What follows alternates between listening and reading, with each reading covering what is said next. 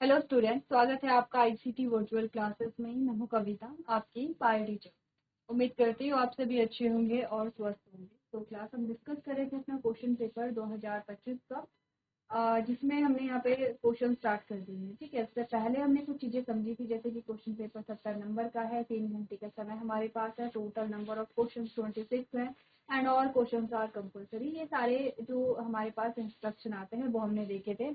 इसके अलावा कुछ और इंस्ट्रक्शन भी हमारे पास आते हैं जो हमने के करके सारे पढ़े हैं और समझे भी हैं। ठीक है, तो चलो जल्दी से स्टार्ट करते हैं अपने क्वेश्चंस। और सबसे पहले हम देख रहे हैं मल्टीपल चॉइस क्वेश्चन। हर एक मल्टीपल चॉइस क्वेश्चन जो है, क्वेश्चन नंबर 1 के अंदर काफी सारे मल्टीपल चॉइस क्वेश्चन आए हैं। हर एक मल्टीपल चॉइस क्वेश्चन 1 नंबर के लिए आपके पास है। यहाँ पर आपको क्या होता है, ये पूरा आपका टाइम सेव करने वाले क्वेश्चन होते हैं, जिसमें आपको बस एक आंसर अपना जो है अपनी कॉपी में नोट करना है कि क्वेश्चन नंबर 1 का जो क है इसका आंसर ये है, फर्स्ट है, सेकंड है, थर्ड है, फोर्थ है, कोई भी है, आपको वहाँ पर वो करना है। तो देखो आप अब हायर क्लासेस में आ चुके हैं और ये सारी चीज़ें जो है वो हम छोटी क्लासेस में बहुत समझते थे, डिटेल में कहते थे कि आपको कोई एमसीक्यू अगर सॉल्व करना है तो कैसे करना है। जब आप अपने क्वेश्चन पेपर को सॉल्व कर रहे होते हैं तो क्वेश्चन नोट नहीं किए जाते हैं, सिर्फ आंसर्स किए जाते हैं। आंसर जब आप करेंगे तो क्वेश्चन नंबर डाल करके वो आंसर कंप्लीट करें कि ये किस क्वेश्चन का आंसर है, क्वेश्चन नंबर खुद आपको डालना है। ये सारी चीजें जो है वो हम बचपन से पढ़ते चले आ रहे हैं। ठीक है, चलो अभी तक जो क्वेश्चन हमने सॉल्व किए हैं उसको एक बार देख लेते हैं। और सबसे पहला जो क्वेश्चन हमारे पास आया है, उपार्जित लक्षणों की वंशानुगति का सिद्धांत किसने दिया था? Who gave the theory of inheritance of acquired characteristic? हमारा आंसर आया था option number second, that is lemma. ठीक है, ख जो है क्वेश्चन नंबर 1 का जो ख है उसमें पूछा गया था सर्टोली कोशिका पाई जाती है। सर्टोली सेल्स आर प्रेजेंटेड कहाँ प्रेजेंट होती हैं? किडनी यानी कि वृक्क में, वृषण यानी कि टेस्टिस में, यकृत यानी कि लिवर है, अंडाशय यानी कि ओवरी में। अंडाशय ये हमारा जो आंसर आया था वो है ऑप्शन नंबर सेकंड यानी कि टेस्टिस में। ठीक है, ऑप्शन नंबर क्वेश्चन नंबर 1 का जो ग है उसमें कहा गया था लेग्यूमिनस दलहनी पौधे के जड़ ग्रंथि में पाए जाने वाला जीवाणु है। कौन सा है? राइजोबियम है, एजोटोबैक्टर है, स्टेफाइलोकोकस है, लैक्टोबैसिलस है। आपने कहा राइजोबियम। ऑप्शन नंबर 1 हमारा सही आंसर आया है। क्वेश्चन नंबर 1 का जो घ है उसमें आपसे पूछा गया है कृषि के क्षेत्र में जैव प्रौद्योगिकी का एक महत्वपूर्ण उद्देश्य है। आपने कहा कि एग्रीकल्चरल फील्ड में बायोटेक्नोलॉजी का सबसे मोस्ट इम्पॉर्टेंट जो एम है यहाँ पर वो कौन सा है? ऑप्शन नंबर सेकंड हमारा सही आंसर आया था, to produce pest resistant varieties in plants, यानी कि जेनेटिकली मॉडिफाइड प्लांट्स को यहाँ पे इवॉल्व करना या उनको यहाँ पे ग्रो करवाना। ठीक है, चलो ये तो हो गए हैं जो प्रीवियस क्वेश्चन अभी तक हमने सॉल्व किए हैं। हम आते हैं आगे। और जो ग है, क्वेश्चन नंबर 1 का जो ग है वो आपको होमवर्क में दिया गया था, जिसमें आपसे पूछा गया था ऊर्जा का पिरामिड होता है, the pyramid of energy is. देखो बहुत अच्छा क्वेश्चन है क्योंकि इजी क्वेश्चन होगा। तो जो एनर्जी का पिरामिड होता है वो कैसा होता है? सदैव उल्टा होता है। ऑप्शन नंबर ए कहता है always inverted. Option number second कहता है सदैव सीधा होता है, always upright. Option number third कहते हैं कभी सीधा कभी उल्टा होता है, sometimes uprighted and sometime inverted. And last कहते हैं इनमें से कोई भी नहीं, यानी कि नन ऑफ दीज। तो देखो ये क्वेश्चन आप खुद सॉल्व करेंगे क्योंकि इजी क्वेश्चन हैं। हम पहले भी हमने ये चीजें पढ़ी हुई हैं। चलो अगर आपने ये होमवर्क में नहीं किया है तो एक बार आप लोग इसे सॉल्व कर लेंगे।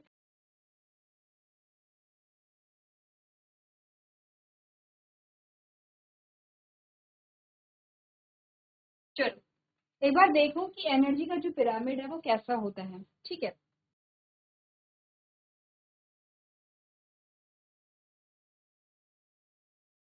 देखो एनर्जी का पिरामिड इट मीन्स कि ये बात कर रहा होगा एनर्जी फ्लो के बारे में। ठीक है, एनर्जी फ्लो के बारे में जब ये बात करता है तो अगर हम बात करें छोटी क्लासेस में हम कहते थे कि हम अपने फूड के लिए या सोर्स ऑफ फूड क्या है हमारे लिए, और हम कहते थे वो है यहाँ पे प्लांट्स, जो प्राइमरी सोर्स हमारा होता है दैट इज प्लांट। एंड उसके बाद एनिमल्स भी है, बट प्राइमरी सोर्स हमारा प्लांट है, क्योंकि प्लांट क्या होते हैं? प्रोड्यूसर्स होते हैं। क्या होते हैं यहाँ पर? प्रोड्यूसर्स का मतलब होता है उत्पादक है यहाँ पे। ठीक है, प्रोड्यूस करते हैं। तो एक्चुअली में ये जो प्लांट्स होते हैं ये हमारे क्या होते हैं? प्रोड्यूसर्स या उत्पादक जिसको हम कहते हैं।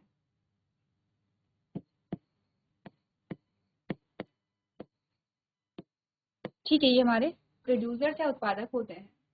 अब प्लांट्स को ही कंज्यूम करते हैं अदर जो एनिमल्स होते हैं या जो ह्यूमंस होते हैं, इन्हीं को कंज्यूमर करते हैं। तो जो प्लांट को कंज्यूम करते हैं फिर उनको हम क्या कहेंगे? मैं यहाँ पे शॉर्ट में लिख रही हूँ सेकेंडरी कंज्यूमर। कंज्यूमर क्या कहेंगे? उनको कंज्यूमर कहेंगे, यानी कि उपभोक्ता, प्राथमिक उपभोक्ता।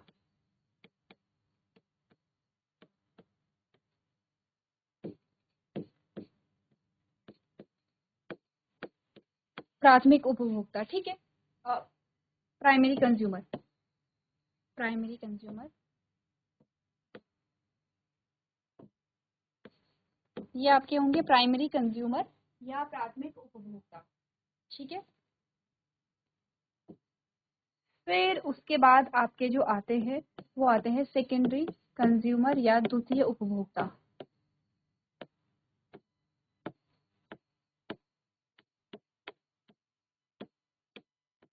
द्वितीय उपभोक्ता, ठीक है। देन आपके आते हैं यहाँ पे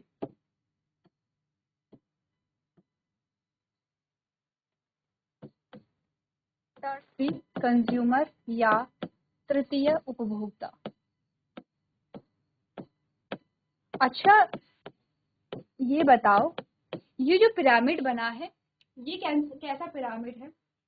अपवर्ड है या इन्वर्टेड है, यानी कि ये सीधा पिरामिड है या उल्टा पिरामिड है?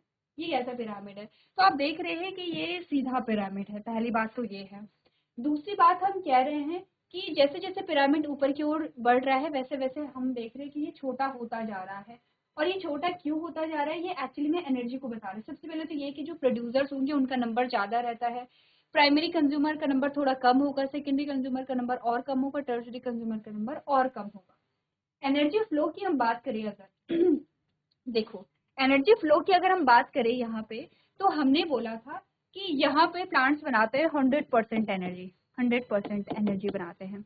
अच्छा, आपको 10% लॉ पता होगा, 10% लॉ आपको पता होगा, ठीक है। 10% लॉ के अकॉर्डिंग आपने कहा प्लांट से बनाई है 100% एनर्जी। जब ये एनर्जी जो पास होती है जब प्राथमिक उपभोक्ता प्लांट्स को कंज्यूम करते हैं तो उनको सिर्फ 10% ऊर्जा ही मिल पाती है टोटल एनर्जी की, जितनी भी एनर्जी बनी है टोटल एनर्जी की सिर्फ 10% ही इनको एनर्जी मिल पाती है। तो अपने का प्लांट्स ने बनाई है 100% एनर्जी। प्राइमरी कंज्यूमर जो होंगे, प्राथमिक उपभोक्ता जो होंगे, उनको सिर्फ 10% ऊर्जा ही मिलेगी, ठीक है। फिर प्राइमरी कंज्यूमर या प्राथमिक उपभोक्ता को कौन खाते हैं? सेकेंडरी कंज्यूमर या द्वितीय उपभोक्ता खाते हैं। तो आपने कहा कि ये किसको खा रहे हैं? Primary consumer. प्राइमरी कंज्यूमर के पास कितनी एनर्जी है? 10% एनर्जी है। 10% एनर्जी का 10% ही किसको मिलेगा? सेकेंडरी कंज्यूमर को मिलेगा। समझ रहे हो? देखो मैं फिर से रिपीट करती हूँ, इजी चीज है, समझो। प्लांट्स ने बनाई 100% एनर्जी। जब भी एनर्जी जो है वो एक, आपने कहा कि वो एक आपने कहा सेक्शन से दूसरे सेक्शन में जा रही है, ठीक है। या आपने कहा कि इस पिरामिड में जब ऊपर की ओर जाती है या एक उपभोक्ता से दूसरे, जैसे उत्पादक से उपभोक्ता में जाएगी, फिर दूसरे उपभोक्ता में जाएगी, फिर ऐसे तीसरे उपभोक्ता में जाएगी। तो जैसे जैसे ये पास होती जाती है सिर्फ 10% एनर्जी ही पास होती है नेक्स्ट लेवल पे। तो एक लेवल से जब ये दूसरे लेवल में जाती है तो क्या होगा? सिर्फ 10% एनर्जी ही आगे पास हो पाती है, ठीक है। आपने कहा ये जो पिरामिड है इसमें जो नेक्स्ट लेवल में जब एनर्जी पास होगी तो टोटल एनर्जी की सिर्फ 10% एनर्जी ही ये ले पाते हैं। तो जैसे हमने बोला प्लांट्स ने बनाई है 100% एनर्जी। अब प्लांट्स को खाया प्राइमरी कंज्यूमर यानी कि प्राथमिक उपभोक्ता ने, लेकिन 100% एनर्जी का सिर्फ 10% ही इन्हें मिलता है, इसीलिए इनको सिर्फ 10% एनर्जी मिली, ठीक है। अब प्राइमरी कंज्यूमर या प्राथमिक उपभोक्ता को सेकेंडरी कंज्यूमर या द्वितीय उपभोक्ता ने खाया तो द्वितीय उपभोक्ता को इस 10% का 10 सिर्फ 10% मिलेगा, पूरा का पूरा 10% नहीं मिलेगा, इस 10% का भी 10% मिलेगा। तो इसको सिर्फ एक ही परसेंट मिल पाएगा, सिर्फ 1% एनर्जी इसको मिल पाएगी, क्योंकि ये किसका 10% है? 10 का। 10 किसका 10% है? 100% का, ठीक है। क्लियर है? अब आपने कहा जब ये एनर्जी पास होती है, जब ये एनर्जी पास होती है तो फिर से 1 का जो 10% है वही मिल पाता है, तो 0.1% यहाँ पर होगा। तो आपने कहा यही 10% लॉ होता है, ठीक है, कि जब भी एनर्जी एक लेवल से दूसरे लेवल में जाती है, ठीक है, तो टोटल एनर्जी का 10% ही आगे पास हो पाता है। सबसे पहली चीज, दो क्वेश्चन होते हैं। सबसे पहला क्वेश्चन तो ये है कि बताओ सिर्फ 10% ही पास हो पाई, तो 90% कहाँ गई, बाकी की एनर्जी का क्या हुआ। ठीक है, एनर्जी रेस्ट एनर्जी कहाँ जाती, पहला क्वेश्चन ये है। दूसरा क्वेश्चन ये है कि क्या यहाँ पर आपसे क्वेश्चन जो पूछा या तो वही है दूसरा क्वेश्चन, तो कि एनर्जी फ्लो जो है यहाँ पे, एनर्जी का जो पिरामिड है वो हमेशा ऐसे ही चलेगा या ये इन्वर्टेड भी होगा, उल्टा भी होगा। एक बार देखो यहाँ पे,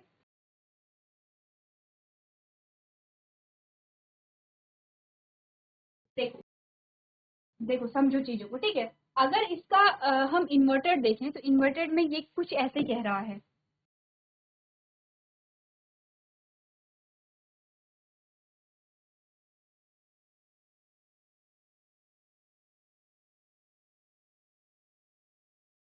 इन्वर्टेड में ये कुछ ऐसा कह रहे हैं कि 0.1 इसके पास जो है 0.1% एनर्जी थी, फिर इसने इसे एनर्जी दी, तो इसके पास 1% एनर्जी आई, फिर इसने इसे एनर्जी दी। यानी कि ये कह रहा है कि जो यहाँ पे तृतीय उपभोक्ता है वो द्वितीय उपभोक्ता को खाएगा, द्वितीय उपभोक्ता जो है वो प्राथमिक उपभोक्ता को खाएगा, और प्राथमिक उपभोक्ता को उत्पादक खाएगा। और यहाँ पर ऐसे एनर्जी जो है, एनर्जी का जो यहाँ पे फ्लो है वो ऐसे होगा। ठीक है, वो कुछ ऐसे होगा। क्या आपने ऐसा कभी देखा है इन्वर्टेड, यानी कि हम उल्टा भी कर सकते हैं इसको। आपने कहा कि प्रोड्यूसर टॉप में आ जाएंगे और आपने कहा कंज्यूमर्स क्या आ जाएंगे, यहाँ पे बॉटम में आ जाएंगे, ऐसा ही तो होगा। तो ऐसा तो नहीं होता है, एनर्जी कभी रिवर्स तो नहीं होगी। हमने कहा सबसे पहली चीज तो ये कर दी कि रेस्ट एनर्जी का क्या हुआ। रेस्ट एनर्जी जो है वो एज अ हीट यहाँ पर रिलीज हो जाती है। पहली चीज तो ये है, पहला क्वेश्चन तो ये है। दूसरा क्वेश्चन ये है कि अब जब हमने प्लांट्स को खाया और हमने उसे क्या ले ली है, एनर्जी ले ली है, क्या हम वो एनर्जी वापस से प्लांट को दे पाते हैं, क्या हम देते हैं, नहीं देते हैं। तो एनर्जी बैक तो नहीं होगी, वापस तो नहीं आएगी यहाँ पर। ठीक है, इसीलिए हमने कहा कि जो एनर्जी का जो पिरामिड होता है वो हमेशा कैसा होगा, अपवर्ड होगा। ठीक है, कौन सा ऑप्शन आपका सही आया, सदैव सीधा होगा, ऑलवेज अपराइट। ठीक है, सदैव क्या होगा, सीधा होगा। ठीक है, इजी क्वेश्चन था। आगे आ जाओ, और आगे आने वाले क्वेश्चन भी अगेन आपका इजी क्वेश्चन ही है। ये कहता है कि मरुस्थलीय पादपों में पत्तियां रूपांतरित होती है। In desert plant leaves modified into. आपने कहा जो मरुस्थलीय पादप होते हैं, डेजर्ट प्लांट होते हैं, उनमें जो पत्तियां होती है वो रूपांतरित होती है। किस में रूपांतरित होती है, वो तने में रूपांतरित होती है, वो फल में रूपांतरित होती है, वो कांटों में रूपांतरित होती है, या जड़ों में रूपांतरित होती है। तो डायग्राम आपने देखा होगा।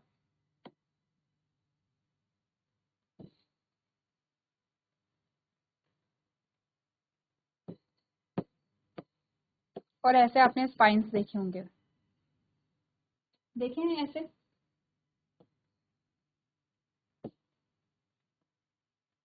ऐसे स्पाइन्स देखे हैं। अच्छा, ये जो स्पाइन्स होते हैं इनको क्या कह रहे थे, ये वाले जो पार्ट्स है ये क्या होते हैं। सबसे पहले बात करते हैं, ये डायग्राम से आपको थोड़ा सा आइडिया आ गया होगा। ठीक है, सबसे पहले बात तो ये करते हैं कि डेजर्ट प्लांट बोला गया है, यानी कि मरुस्थल के कुछ गुणधर्म बताए होंगे। मरुस्थल जो होते हैं उसमें पानी की काफी कमी होती है। ठीक है, पानी की क्योंकि बहुत कमी होती है तो प्लांट ऐसे खुद को मॉडिफाइड करते हैं, ऐसे खुद को चेंज करते हैं जिससे कि वाटर लॉस जो है वो कम से कम। अच्छा, लीफ जो है यहाँ पे बोला गया कि इसमें चलो पहले यही बात कंप्लीट करते हैं कि प्लांट जो होंगे मरुस्थल में, जो प्लांट होते हैं, वाटर लॉस कम से कम हो, पानी की हानि कम से कम हो, इसीलिए वो खुद को रूपांतरित करते हैं। क्योंकि वाटर लॉस की बात आ रही है तो लीफ की बात करते हैं। आपको पता होगा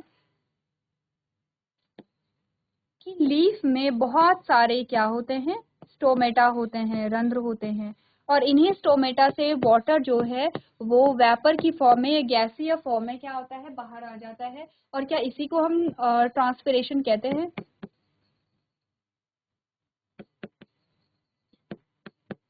या वाष्पोत्सर्जन, इसी को हम कहते हैं पानी की हानि। तो क्योंकि पानी की जो हानि है वो सबसे ज्यादा हानि कहाँ से होती है, पत्तों से होती है। तो सबसे पहले लीफ को मॉडिफाइड किया जाता है। कैसे किया जाता है, एक ऐसी फॉर्म में किया जाता है जिससे कि पानी की जो हानि है वो कम से कम हो। तो क्या होगा, क्या पत्ती तना बन जाएगी, या पत्ती फल बन जाएगी, या पत्ती स्पाइन यानी कि कांटे में परिवर्तित हो जाएगी, या पत्ती जड़ बन जाएगी। देखो पत्ती जड़ तो नहीं बनेगी ऑफकोर्स, पत्ती ऊपर है, लीफ ऊपर है, रूट कहाँ होती है? मिट्टी के नीचे होती है, तो रूट तो नहीं बनेगी है। ठीक है, आपने बोला पत्ती से फल बन जाएगा, तो इससे क्या होगा? हम मतलब फल बन जाएगा, तो ऐसा तो नहीं कि पानी की हानि कम हो जाएगी। अगर लीफ में कोई स्ट्रक्चर्स है तो वो तो वैसे ही रहेंगे, तो पत्ती फल तो नहीं बनती है। पत्ती अगर तना बन जाएगी तो तना फिर क्या बनेगा? तना भी तो है उस पौधे में, तो आपने कहा नहीं, पत्ती तना तो नहीं बनेगी। पत्ती क्या हो जाती है? स्पाइन्स में कन्वर्ट हो जाती है, कांटों में परिवर्तित हो जाती है। देखे आपने जो स्पाइन्स होते हैं, जो आपने जैसे नागफनी के पौधे आपने देखे हैं, उसमें स्पाइन्स दिखते हैं हमें, तो वो क्या एक्चुअली में क्या होते हैं? लीफ होती है, जो कि मॉडिफाइड लीफ होती हैं। क्लियर है इतना? आगे बढ़े, चलो नेक्स्ट क्वेश्चन। अगेन आपके पास इजी है। देखो अभी तक तो आपके पास अच्छे ही क्वेश्चन आए हैं। अच्छा, ये वाला जो क्वेश्चन है आप खुद ही पढ़ेंगे तो आपको खुद ही लगेगा ये बहुत ज्यादा इजी क्वेश्चन आपका नहीं है। हम पढ़ते चले आ रहे हैं यहाँ पे गुणसूत्रों के बारे में 7th 8th से, या उससे पहले से भी हमने डिस्कस किया है, बट 7th 8th से आप प्रॉपरली पढ़ रहे हैं। गुणसूत्र क्या होते हैं, क्रोमोसोम क्या होते हैं, डीएनए क्या होता है, क्या काम होता है। क्वेश्चन कह रहे हैं मनुष्य में पाए जाने वाले गुणसूत्रों की संख्या है, number of chromosomes found in human being.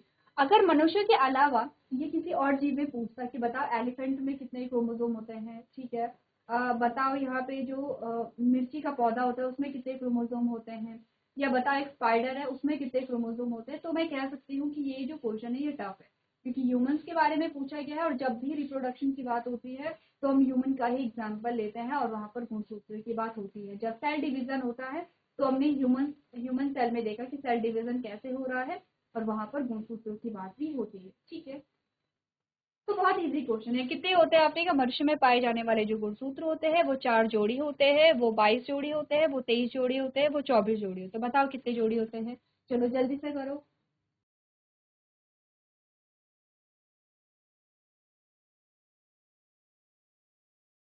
चलिए देखो, अगर हम देखें ह्यूमन में टोटल नंबर ऑफ क्रोमोसोम हमने बोला कितने हैं? 46 है।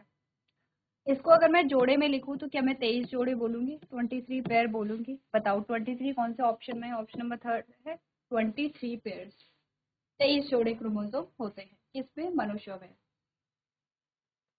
आ जाओ क्वेश्चन नंबर 1 के ज में, जिसमें कहा गया है कि विडाल परीक्षण निम्न में से किस रोग की जांच के लिए किया जाता है? ऑप्शन है मलेरिया है, टाइफाइड है, एड्स है, या कैंसर है। देखो उसका आंसर होगा टाइफाइड। ठीक है, क्वेश्चन आपके लिए क्या है कि मलेरिया, एड्स और कैंसर, इनके लिए कौन कौन से टेस्ट किए जाते हैं? चलो जल्दी से देखो।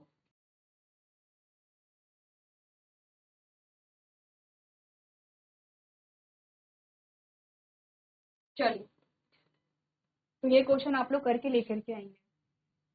अच्छा आगे बढ़ते हैं। ठीक है, आगे क्वेश्चन है प्रश्न संख्या 1 के अगले दो खंडों में दो कथनों को अभिकथन तथा कारक कारण के रूप में चिन्हित किया गया है। निम्नलिखित विकल्पों first, second, third and fourth में से चुनकर सही इनका सही उत्तर दीजिए।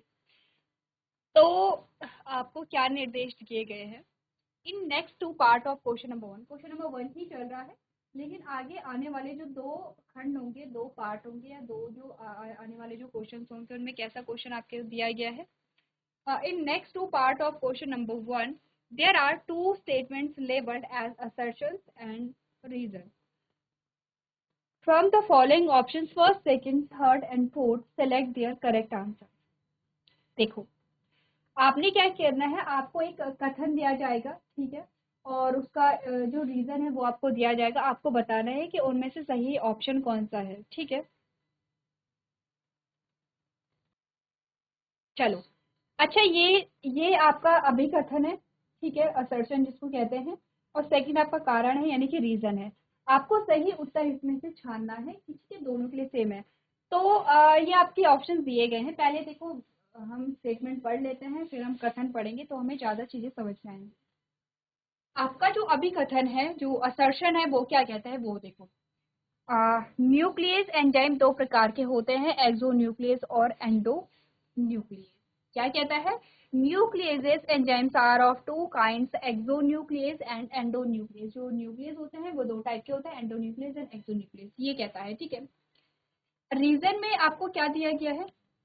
ठीक है, रीजन में आपको क्या दिया गया है यहाँ पे, ये है इसका तो ये है एंडोन्यूक्लियस डीएनए के सिरों से न्यूक्लियोटाइड को हटाते हैं, यानी कि endonuclease remove nucleotide from the ends of the DNA. ठीक है, अब आपको स्टेटमेंट पढ़ो एक बार, ठीक है, एक बार आप स्टेटमेंट पढ़ेंगे, फिर हम आपको ऑप्शन यहाँ पर देंगे क्या ऑप्शन आपके कहते हैं।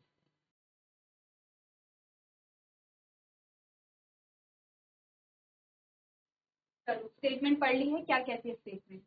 पहली स्टेटमेंट कह रही है कि न्यूक्लियस एंजाइम जो है वो दो प्रकार के होते हैं, एंडोन्यूक्लियस और एक्सोन्यूक्लियस। ठीक है, जो कारण है जिसको हम आर से बताते हैं, ये ए है ये आर है। रीजन जो है वो कहता है एंडोन्यूक्लियस जो है, ये वाला जो एंडोन्यूक्लियस है, एंडोन्यूक्लियस डीएनए के सिरों से न्यूक्लियोटाइड हटाते हैं, यानी कि nucleus remove nucleotide from the ends of DNA. ये आपने पढ़ ली है। अब आ जाओ ऑप्शन पे, ये है ऑप्शन। पहला ऑप्शन क्या कहता है, ए तथा आर दोनों ही सही हैं। ए आर का मतलब क्या है, A for assertion and R for reason. Assertion यानी कि अभिव्यक्ति एंड रीजन मतलब कारण, यानी कि दो स्टेटमेंट आपको दी गई है और दोनों स्टेटमेंट को ए और आर से हम कह रहे हैं। ये वाली जो स्टेटमेंट है असर्शन है, ठीक है, जो कहता है कि nuclease enzymes are of two kinds, exonuclease and endonuclease, यानी कि न्यूक्लियस जो होते हैं वो दो प्रकार के होते हैं, एक्सोन्यूक्लियस और एंडोन्यूक्लियस। और आर जो हम कह रहे हैं, रीजन या कारण जो हम कह रहे हैं, वो बताता है न्यूक्लियस एंजाइम्स एंडोन्यूक्लियस डीएनए के सिरों से न्यूक्लियोटाइड को हटाते हैं, यानी कि endonuclease remove nucleotide from the ends of the DNA. ठीक है, तो ए और आर अब समझ में आ गया है। ऑप्शन नंबर 1 कहता है कि ए तथा आर दोनों ही सही है, दोनों ही स्टेटमेंट सही है, दोनों ही सही बात करते हैं, यानी कि दोनों ही हमारे स्टेटमेंट सही हैं। तथा आर जो है वो एक की सही व्याख्या करता है, यानी कि सेकंड स्टेटमेंट जो है वो पहले वाले की व्याख्या करता है। ये समझ लो कि मतलब ये पहले वाले स्टेटमेंट को एक्सप्लेन कर रहा है। कौन, सेकंड वाला स्टेटमेंट। ए जो स्टेटमेंट है उसकी सही व्याख्या आर स्टेटमेंट करता है। ठीक है, पहला ऑप्शन कहते हैं कि दोनों ही स्टेटमेंट सही है और ए की व्याख्या जो है वो आर कर रहा है, यानी कि असर्शन जो है हमारे पास आता है उसकी व्याख्या जो रीजन है जो आर है वो करता है। ठीक है, पहला ये है। सेकंड कहता है ए तथा आर दोनों ही सही है, ए और आर दोनों ही सही है, लेकिन आर ए की सही व्याख्या नहीं करता है। आपने क्या, स्टेटमेंट दोनों ही सही है लेकिन आर ए की सही व्याख्या नहीं करता है। ठीक है, तीसरा जो स्टेटमेंट है वो क्या कहता है, ए सही है पर आर गलत है। ए वाली स्टेटमेंट तो बिल्कुल सही है लेकिन आर वाली स्टेटमेंट गलत है। और लास्ट जो फोर्थ है वो कहता है ए तथा आर दोनों ही गलत है, यानी कि ये भी गलत है और ये भी गलत है। अब बताओ, आपके पास असर्शन और रीजन दोनों सामने हैं, ऑप्शंस आपके सामने हैं, आपको बताना है कि क्या सही है क्या गलत है, कौन सी किसकी व्याख्या कर रहा है या नहीं कर रहा है। देखो एक बार,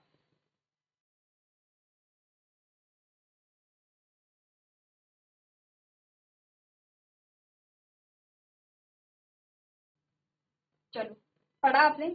तो ऐसे क्वेश्चंस जो होते हैं वो थोड़ा सा यहाँ पे कंफ्यूजिंग होते हैं लेकिन होते इजी हैं। ठीक है, अब ऑप्शन को हम थोड़ा डिटेल में समझते हैं। ये कहता है कि ए और आर दोनों ही सही है, यानी कि दोनों ही सही कहते हैं। पहला कह रहा है कि दो टाइप के न्यूक्लियस एंजाइम होते हैं, एक्सो और एंडो। ठीक है, ये भी सही है। और ये भी सही है कि जो एंडो न्यूक्लियस है वो डीएनए के सिरों से न्यूक्लियोटाइड को हटाते हैं। ठीक है, लेकिन आर जो है यहाँ पर ए की सही व्याख्या करता है, लेकिन ये एंडो न्यूक्लियस, देखो पहले वाले में बताया गया कि न्यूक्लियस दो टाइप के होते हैं, एंडोन्यूक्लियस और एक्सोन्यूक्लियस। सेकंड वाला जो है वो एंडोन्यूक्लियस की सही व्याख्या कर रहा है कि एंडोन्यूक्लियस डीएनए के सिरों से न्यूक्लियोटाइड को हटाते हैं। ठीक है, ऐसे ही आप और भी जो हमारे स्टेटमेंट है वो एक बार आप लोग पढ़ लेंगे और इसका आंसर आप लोग करने की कोशिश करेंगे, क्योंकि क्लास का टाइम हो गया है। तो एक बार आप लोग कोशिश करेंगे खुद से सॉल्व करने की। स्टेटमेंट बहुत ईजी है, बिल्कुल भी कंफ्यूजिंग आपको नहीं दी गई है, इसीलिए आप लोग एक बार कोशिश करेंगे। नेक्स्ट लेक्चर में हम सबसे पहले इसी क्वेश्चन को यहाँ पे सॉल्व करेंगे। तो आज के सेशन में हम इतना ही करेंगे। अभी तक क्लास में बने रहने के लिए आपका धन्यवाद।